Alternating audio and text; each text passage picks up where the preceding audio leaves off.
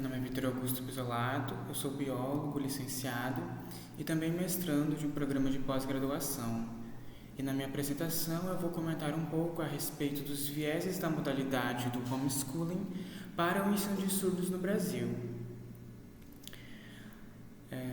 A modalidade do homeschooling, não com essa nomenclatura, mas ela já era utilizada na Idade Média pelas famílias aristocratas, principalmente pelas famílias aristocratas e da elite, da burguesia.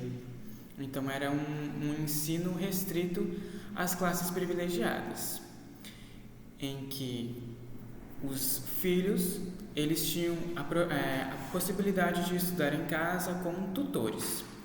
E essa modalidade de ensino ela ressurge novamente ali na década de 70, principalmente nos Estados Unidos, como um movimento em contraposição ao modelo educacional vigente da época, que era centrado na instituição escolar como a principal instituição educativa. Depois disso, esse modelo de ensino ele acabou se expandindo e se espalhando por todo o globo e atualmente ele está presente em dezenas de países. Quando a gente fala do Brasil, nós ainda não temos uma regulamentação, um respaldo legal para essa modalidade na Constituição e nas tratativas referentes à educação brasileira. Todavia, nós tivemos vários projetos de lei para a implementação da modalidade do homeschooling no Brasil e atualmente nós temos 2 projetos que estão tramitando. O projeto de lei número 3.179 de 2012 e o projeto de lei 2.401 de 2019. Esse último em particular, ele teve fortes debates, ele foi amplamente discutido principalmente por conta da questão da pandemia. Então, houve uma retomada desse modelo, de discussões a respeito do homeschooling por conta da pandemia. E o homeschooling, essa modalidade de educação doméstica, ela é uma modalidade de ensino com características próprias, em que a família assume total responsabilidade sobre a educação dos filhos. Ao mesmo tempo que ela tem características próprias, ela tem características distintas de uma família para outra. Então, depende muito de como os pais, a família entende a educação. Vai depender muito de como a família vai lidar com essa situação, com essa questão, como ela vai desenvolver as suas atividades educacionais. E quando a gente fala desse homeschooling, de tirar os filhos da escola regular para utilizar uma educação doméstica, adotar uma educação doméstica, os pais que fazem esse processo, essa escolha, eles são movidos por alguns motivos pessoais, principalmente, primeiramente pela questão da qualidade da educação brasileira, um fator que ele é muito apontado nas pesquisas, na bibliografia. Tem também questões relacionadas à violência urbana, questões relacionadas a valores que a família tem em vista, preza por alguns valores, especialmente religiosos. E por último, há também questões relacionadas ao custo de manutenção dessa modalidade, que é um custo relativamente baixo, e também a questão de experiências traumáticas que foram vivenciadas pelos pais ou então pelos próprios filhos na escola regular. E aí, como problemática que a gente traz é se poderia a educação doméstica ser viável, uma possibilidade para a educação de pessoas surdas. E visando essa problemática, nós trazemos como objetivo apresentar um estudo teórico qualitativo, a partir de uma revisão sistemática da literatura, sobre a relevância ou possibilidade da modalidade da educação doméstica, educação domiciliar, para pessoas surdas, dialogando com os projetos de lei aqui do Brasil que estão aí tramitando, que seria o 3.179 e o 2.401. Como metodologia, nós utilizamos uma revisão bibliográfica, então uma pesquisa qualitativa, Essa revisão bibliográfica ela foi realizada em bases de dados como a Biblioteca Digital Brasileira de Teses e Dissertações, o Google Acadêmico e a plataforma CAPES. E também, para essa revisão bibliográfica, nós utilizamos como descritores os termos homeschooling, educação doméstica, surdos e surdez.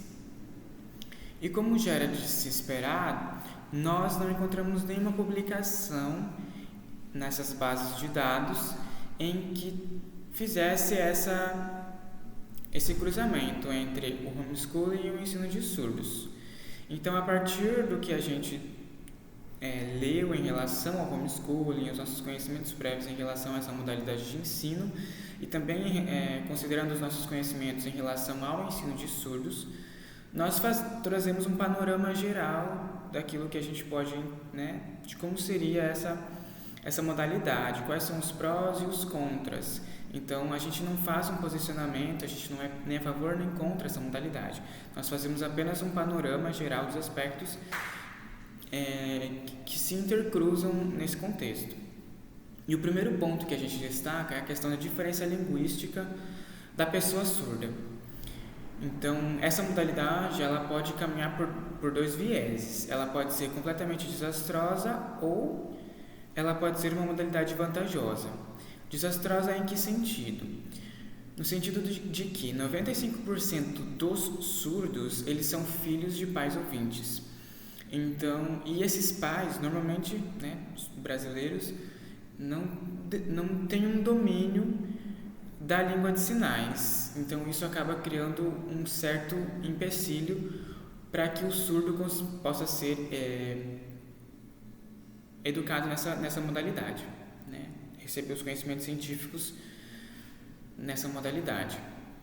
Porém, uma solução viável seria a contratação de um tutor, de um profissional habilitado que tenha um domínio da língua de sinais. Então, por esse caminho, seria uma modalidade vantajosa, porque o surdo ele tem um tempo de aprendizagem diferente, então ele teria um acompanhamento individualizado no seu tempo de aprendizagem. Então, poderia ser sim uma modalidade vantajosa quando a gente pensa nesse acompanhamento individualizado. Se a gente comparar em relação a um aluno surdo inserido em uma sala de ensino regular com 35, 40, 50 alunos. Então, nesse sentido, pode ser sim uma modalidade de ensino vantajosa. Um outro aspecto que gera bastante debate quando a gente fala do homeschooling é o processo de socialização. Porque a gente sabe que a escola ela representa um espaço que possibilita a socialização dos sujeitos. Porque o aluno ele passa muito tempo na escola, a criança, o adolescente. Então, querendo ou não, a escola ela representa esse espaço de socialização.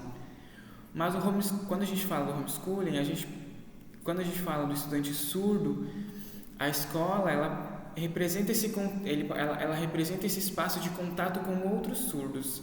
Então, querendo ou não, é um espaço que permite esse processo de socialização que, de certa forma, ele se dá de maneira melhor do que se fosse num ambiente doméstico. Um outro aspecto é a questão do homeschooling e a inclusão educacional. O homeschooling, quando a gente tira o aluno da sala de aula, o estudante surdo, no ensino regular e passa para uma educação doméstica, a gente acaba indo na contramão de um processo de lutas, de mobilização social e de conquistas que a comunidade surda foi conquistando ao longo da história para estar nesses espaços de ensino atuais. Então, querendo ou não, vai na contramão dos princípios da inclusão educacional, que é aquele processo em que todos estão inseridos em um mesmo espaço de ensino e têm as mesmas oportunidades de um ensino equitativo. Um outro aspecto também levantado na nossa pesquisa é a questão do perfil socioeconômico das famílias homeschoolers brasileiras, que são, na sua maioria, famílias em que os pais têm uma formação superior à média nacional, tem as questões financeiras também, tem um ganho de 6 a 10 salários mínimos. Então, são famílias que são bem estruturadas financeiramente Normalmente os pais são os principais mantenedores e a mãe ela consegue fazer um acompanhamento melhor dos filhos. E também são pais que tiveram a oportunidade de conhecer essa modalidade de ensino no exterior. Então, querendo ou não, já é um aspecto diferenciado quando a gente fala nessa questão do homeschooling. E como considerações finais, o que a gente traz é que, ao invés de nós abandonarmos ou então desacreditarmos a educação no ensino regular, por que não a gente estabelecer um diálogo, tentar melhorar essa educação? E aí, para isso, nós restabelecermos, reforçarmos a relação da família com a escola, para entender quais são as necessidades da família, o que está levando essa família a querer tirar o aluno da escola regular para assumir uma educação doméstica. Então, reforçar esses vínculos entre a família e a escola. E essa modalidade do homeschooling, ela poderia ser, então, uma modalidade complementar para os estudantes, as famílias que desejam assumir essa responsabilidade. Um outro aspecto é que o homeschooling ele gera um processo de desigualdade nos processos educativos. À medida que a família assume o compromisso com a educação, ela tira a obrigação do Estado com os deveres do Estado para com a educação.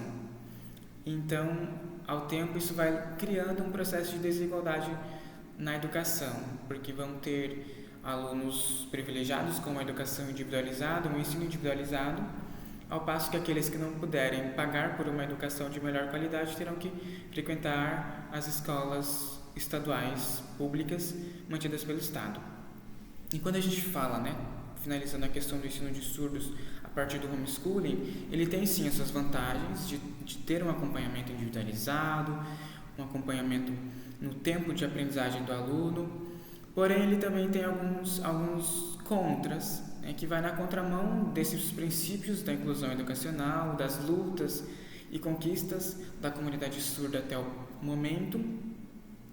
E como a gente não encontrou exemplos na literatura que falem dessa conexão, que façam esse cruzamento do homeschooling com o estudante surdo, para o estudante surdo, então seria necessário mais pesquisas, inclusive pesquisas de campo, pesquisas práticas, para entender também a perspectiva desse estudante surdo em relação ao homeschooling.